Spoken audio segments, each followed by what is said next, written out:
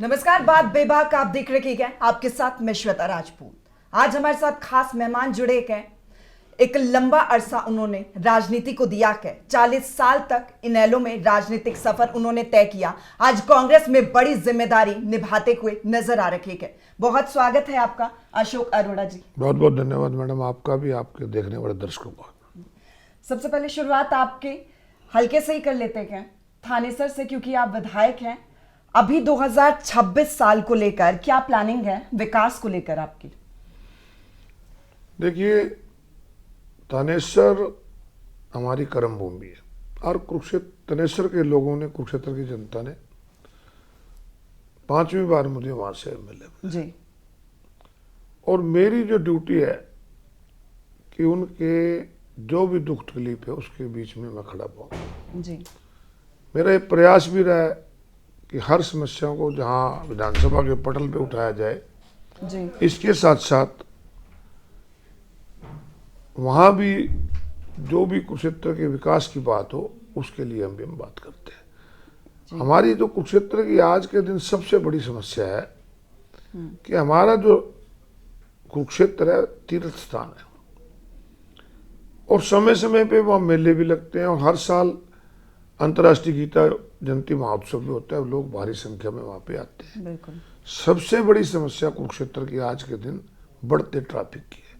लगातार जाम रहते हैं। हमने पिछले दिनों विधानसभा में उठाया था कि इसका रिंग रोड बनना चाहिए, बाईपास बनना चाहिए। तो कहा जा रहा है कि बन रहे हैं। एक तो सबसे बड़ी समस्या हमारी है। दूसरा, कुरुक्षेत्र में नशा बढ़ रहा है। उसके लिए लगातार हम पुलिस पे दबाव बनाते हैं कि नशे को कम किया जाए और उसका मेन कारण है रोजगार नहीं है, युवाओं को रोजगार नहीं मिल रहा। जी। और हमारा जो एरिया है सारा खेती पे निर्भर है। जी। कोई वहाँ इंडस्ट्री नहीं और जब किसान मंडी में अनाज लेके जाता है उसको भाव नहीं मिल रहा। तो हमारी ये चीज़ें जो हैं, हम लगातार किसान की बात भी, आपके व्यापारियों की बात भी हम उठाते हैं। और जो हमारे कुरुक्षेत्र की समस्याएं हैं, जैसे मैंने बताया कि आज हमारी समस्या बढ़ते जाम को लेके है। कई सड़कें हमारी ट्रैफिक ज़्यादा होने की वजह से हर समय जाम, उनकी 4 लाइन करने की है। और उसके साथ साथ जो पीने का पानी है, पीने का पानी स्वच्छ मिले, उसके लिए मेरा प्रयास है कि कुरुक्षेत्र में हम नहरी पानी की पीने की व्यवस्था की जाए। इन सब चीज़ों पे हम काम कर रहे हैं। जी। अच्छा, साल 2024 में चुनाव हुए थे, तब से लेकर अब तक कितना विकास हुआ? हमारा जो शहर है सीएम सिटी कहते हैं, क्योंकि मुख्यमंत्री जी वहीं से, एमएलए है लाडवा से, और कुरुक्षेत्र में ही उनका निवास है। जो विकास सीएम सिटी में होना चाहिए था ना, वो नहीं हो पाया। हमने बहुत प्रयास किए, मुख्यमंत्री जी से कहा कि आपको तो फीलिंग आ रही है मुख्यमंत्री की, तो कुरुक्षेत्र की जनता को भी वो फीलिंग आनी चाहिए कि हमारे यहाँ से मुख्यमंत्री है। तो वो विकास जो होना चाहिए था अभी तक नहीं हुआ। हम उम्मीद रखते हैं कि आने वाले दिनों में और ज्यादा होगा। अच्छा, बीजेपी तो कहती है कि हमने विकास किया है।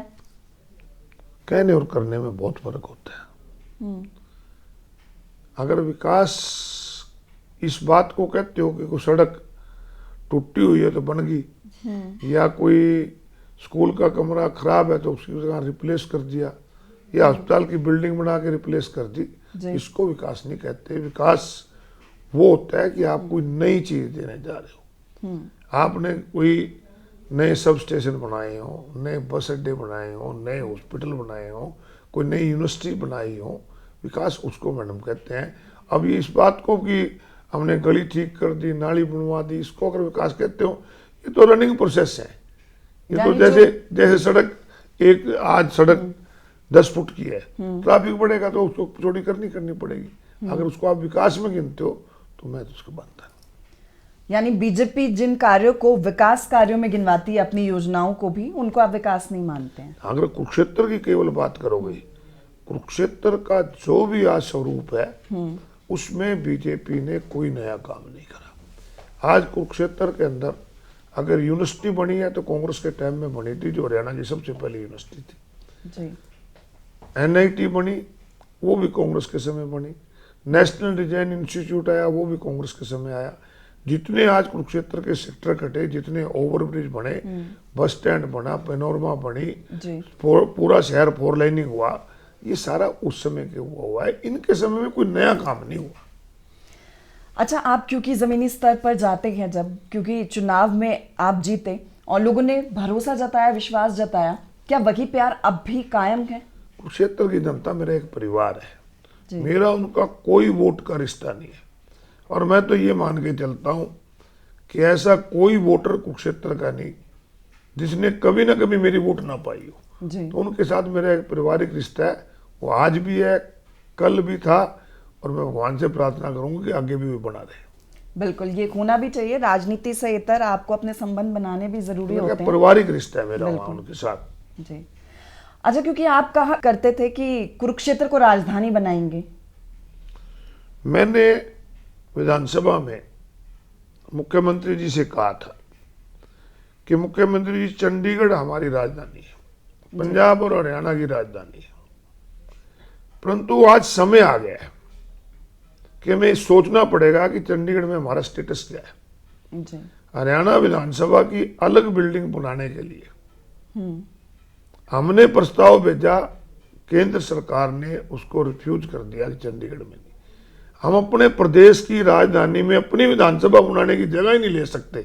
जी। तो आज सोचना पड़ेगा कि हमें अपनी राजधानी बनानी चाहिए, और कुरुक्षेत्र से बेटर कोई जगह नहीं है। मैं आज भी कहता हूँ, आगे भी कहा, आगे भी कहता रहूँगा।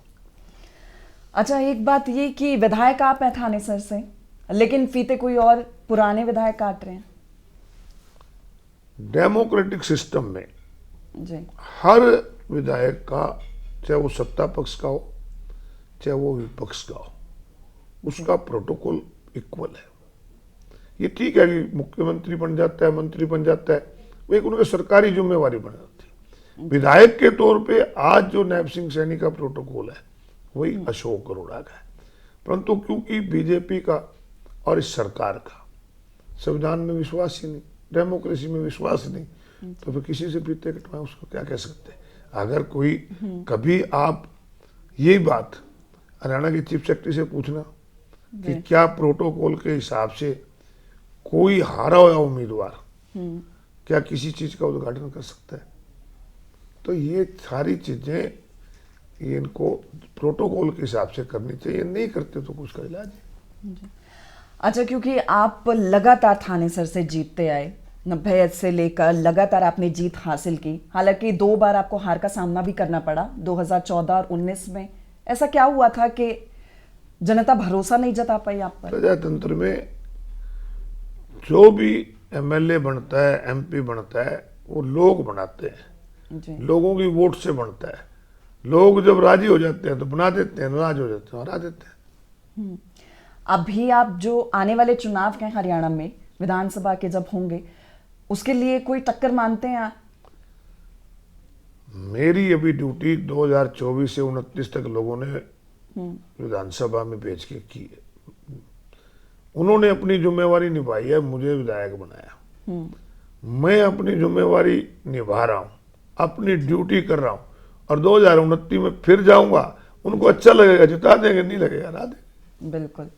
अच्छा, क्योंकि बीजेपी के राज्य मंत्री थे सुभाष सुधा, उनको आपने करारी शिकस्त दी थी, क्या वजह मानते हैं? मैंने कहा मैडम, कोई वजह नहीं होती है, प्रजातंत्र में लोग बनाते हैं। पहले होता था राजा माँ के पेट से पैदा होता था, आज तो प्रजातंत्र में लोग वोट की ताकत से बनाते हैं। जब उनको जिताया था वो एमएलए बन गया, मेरे को वोट दी, मैं एमएलए बन गया। ये तो एक हार जीत एक सिक्के के पहलू है, लोगों के हाथ की बात है, किसी अपने हाथ में नहीं है। पर आम लोग कुछ तो देखते होंगे ना कि अपना विधायक उनको या प्रतिनिधित्व चुनना है। इनमें बहुत चीजें होती है, कोई खाली एक चीज नहीं होती। जी। आजकल राजनीति में पैसे का बहुत बोलबाला हो गया, जाति और धर्म का बहुत बोलबाला हो गया। कई बार कोई अच्छा उम्मीदवार जाति और धर्म के नाम पे भी हार जाता है, और कई बार ऐसे होते हैं जाति और धर्म के नाम पे जीत जाते हैं। तो ये अलग अलग इशू, चुनाव में कौन सा इशू चल जाए ये कोई पता नहीं लगता। अच्छा, जीत का फैक्टर क्या मानते हैं 2024 में, क्योंकि 2 बार लगातार हार के बाद एक बार फिर से जीत हासिल की आपने?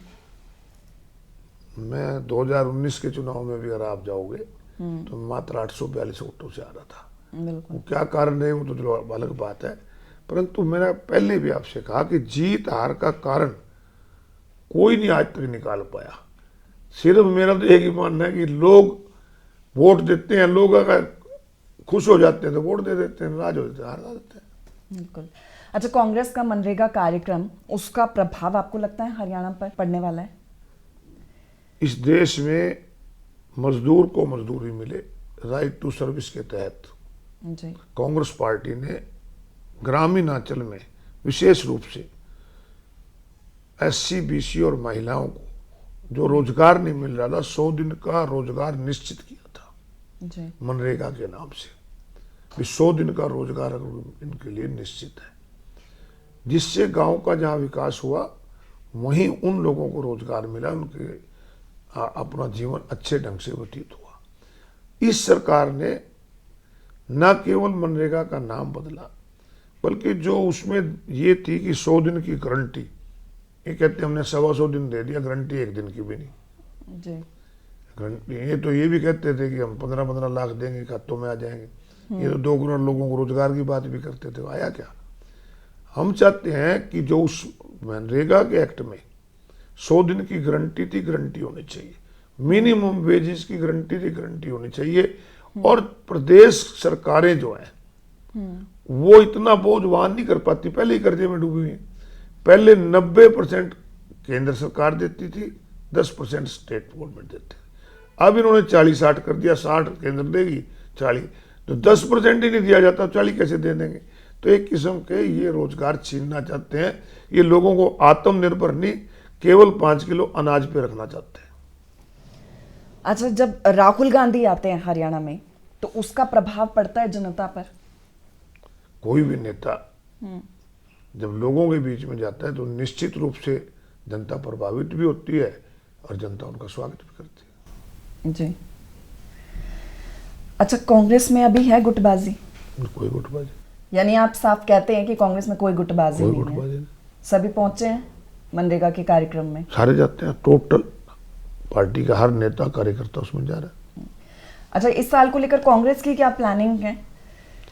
कांग्रेस एक मुख्य विपक्षी पार्टी है, केंद्र में भी प्रदेश में भी। और मुख्य विपक्षी पार्टी का काम है, प्रजातंत्र में राजनीति के 2 ही पहलू हैं, सत्ता पक्ष और विपक्ष।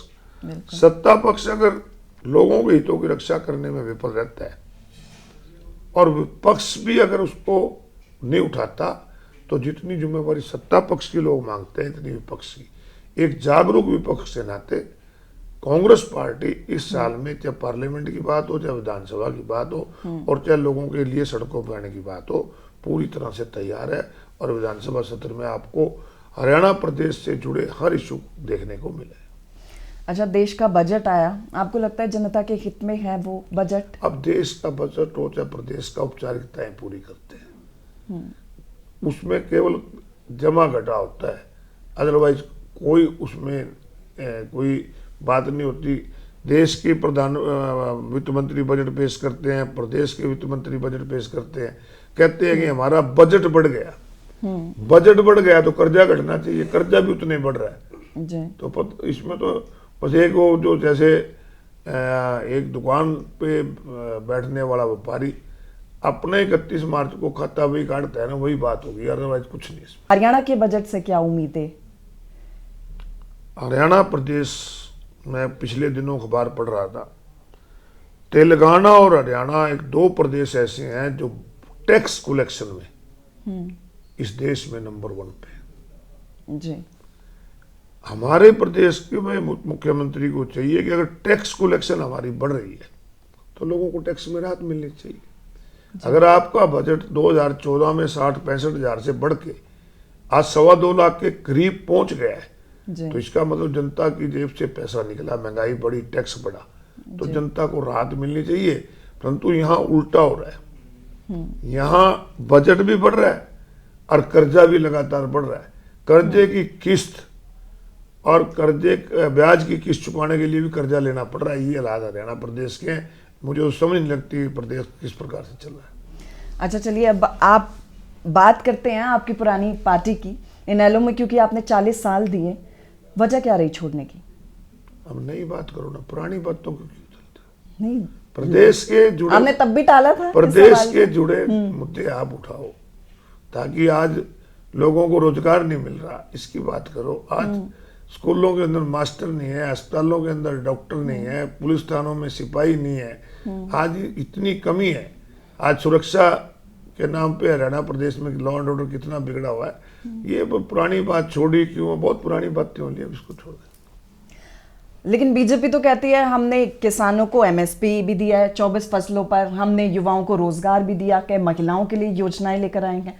अब आप कहते हैं कि विकास नहीं किया। 24 फसलों की एमएसपी देने वालों ने अब हरियाणा प्रदेश के अंदर धान घोटाला हुआ है।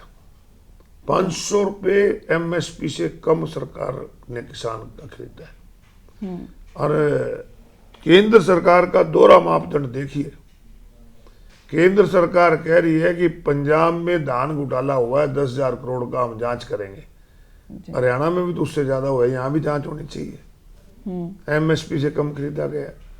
रोजगार किसी को मिल नहीं रहा है, बेरोजगारी में नंबर 1 पे चले गए हम, अपराध में नंबर 1 पे चले गए हैं, तो फिर किस प्रकार का विकास करते हो? अच्छा, बीजेपी कहती है कि कांग्रेस के राज में घोटाले हुए थे, कांग्रेस कहती है बीजेपी के राज कांग्रेस में के राज में जो होते तो 10 साल इनकी सरकार है निकाल लेते, उनके खिलाफ कार्रवाई करते। इनके राज में धान घोटाला हुआ, रजिस्ट्री घोटाला हुआ, शराब घोटाला हुआ, स्टाम्प ड्यूटी घोटाला हुआ, कितने घोटाले इनके रोज, मनरेगा का घोटाला इनके राज में हुआ, जिला परिषद के चुनाव, नगर परिषदों में घोटाले हो रहे हैं, रोज घोटाले हो रहे हैं। अच्छा, एक आखिरी मैसेज पीटीसी के दर्शकों के लिए आपकी तरफ से। मेरा एक ही है कि हम सब लोग इस देश के नागरिक हैं और इस देश कैसे आगे बढ़े हम सबको सोचना है। और क्योंकि पीटीसी एक बहुत अच्छा न्यूज़ चैनल है, जो मुझे लगता है कि इसी पर पीटीसी वाले भी कायम रहेंगे और जनता को सच्चाई सामने आएगी और जनता आपकी सच्चाई देख के अपना निर्णय करेगी। ठीक है, बहुत शुक्रिया सर, आप हमारे साथ जुड़े। फिलहाल मेरे साथ इतना की, फिर होगी मुलाकात। मुझे दीजिए इजाजत, नमस्कार।